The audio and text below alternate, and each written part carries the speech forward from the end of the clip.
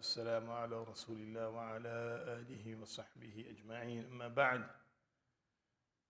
All praise belongs to Allah subhanahu wa ta'ala, who has given us the opportunity to come to His house. We ask Allah to accept our ibadah and forgive our shortcomings.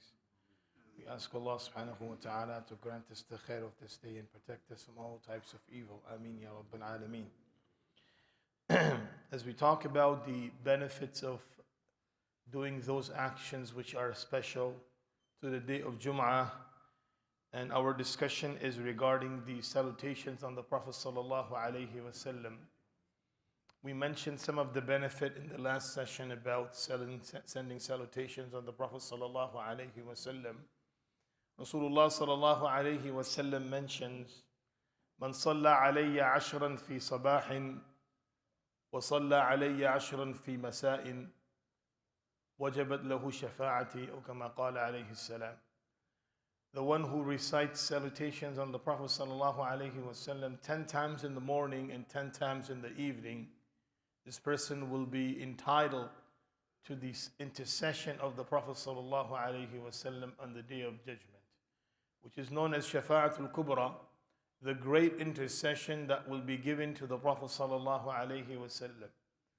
On the day of judgment, Allah subhanahu wa ta'ala will give this special gift to Muhammad sallallahu alayhi wasallam, that he will be interceding on behalf of his ummah.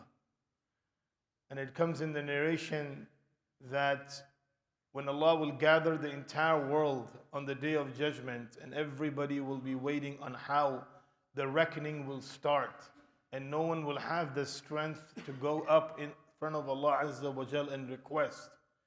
And every single person will start looking for a way that how can this horror of the day of judgment can be averted from him. So they will go to different prophets, starting from Adam alayhi salam, and requesting them that how can the process of reckoning be started. Because hisab hasn't started yet. This is just before the hisab has begun.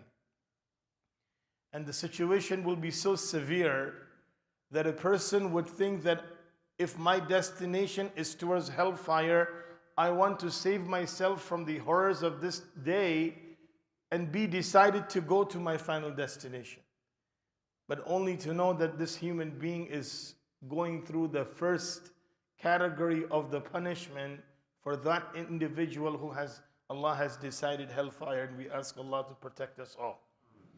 So they will go to Adam alayhi salam. Adam alayhi salam will refer them to other prophets, that I even have some, deficiencies that I was found with in this world, and I don't know if my forgiveness has been made or not. So how can I intercede on behalf of anyone, or even ask Allah subhanahu wa ta'ala to start the process of reckoning, because I have to worry about my shortcomings that I have to give account on this day. And every single prophet would answer in the similar way. And when the ummah will come upon the Prophet sallallahu alaihi wasallam, Rasulullah sallallahu alaihi wasallam would prostrate in front of Allah subhanahu wa ta'ala. Is sujood and hamd, and the type of praise of Allah that Nabi alayhi salatu wasalam will give on the day of judgment.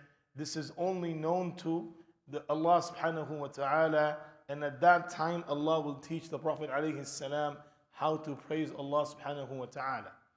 And after a long and a very very lengthy sujood, Allah subhanahu wa ta'ala will address the Prophet sallallahu alayhi wa sallam and say that, "Ya Muhammad, irfa' ra'sak washfa' tushaffa." That, "O Muhammad sallallahu alayhi wa sallam, raise your head and go ahead and ask intercession on behalf of anyone that you would like, and we will grant you this." So being able to have this gift on the day of judgment, where the shafa'ah of the Prophet sallallahu alaihi wasallam is given to an individual, one of the ways to do that is to recite salutations on Rasulullah sallallahu alaihi wasallam.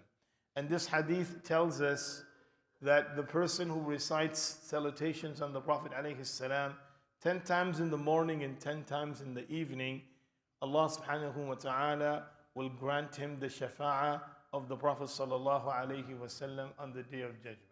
Abdullah ibn Mas'ud radiyallahu anhu narrates that I came to the Prophet sallallahu alaihi wasallam and I said, Ya Rasulullah, who will be the closest to you on the day of judgment?